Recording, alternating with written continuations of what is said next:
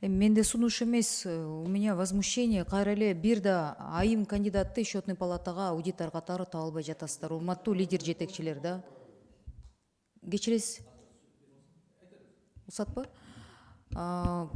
Айым кандидаттарды килтеген счетный палатада миңдеген, 30 жылда миңдеген эле болуп калды болуш керек. Ошонун арасынан тажрыйба алуу, билимдүү айымдарыбыз жокпу, урматтуу лидер фракциялар. Биякта мына канча оңоро турасыздар, өкүлдөр.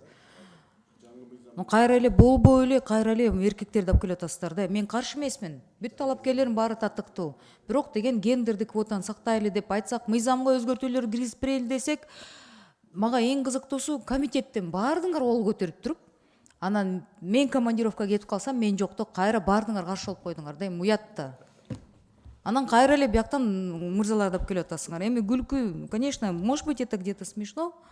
Ну, мне күлкүдөн башка аргасы болуп калды да. Бирок мен ойлойм да, урматтуу коллегалар, все-таки татыктуу айымдарды караштырып, мына азыр деген бир кетип атат, улам булам бири-бирден кете берет да. Неужели мы не можем в состав выбрать достойных женщин, да? Акыл мырза. Жок, мен лидер фракция эмесмин, мен бир мандаттуу депутатмын да. Анан менин сунушум ушу лидер фракциялар ойлонуп бир айымдарды таап, арасынан тандап, татыктууну алып келбейсиздерби?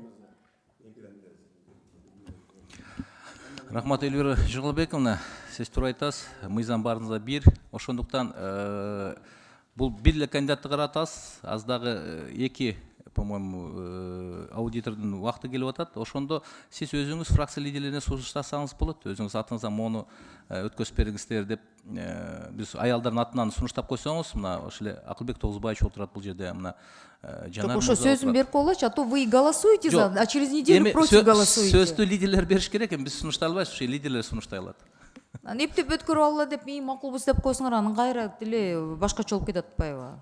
Акыл мырза, урматтуу лидерлер, Жанар мырза, сиз эми лидерлерсиздер.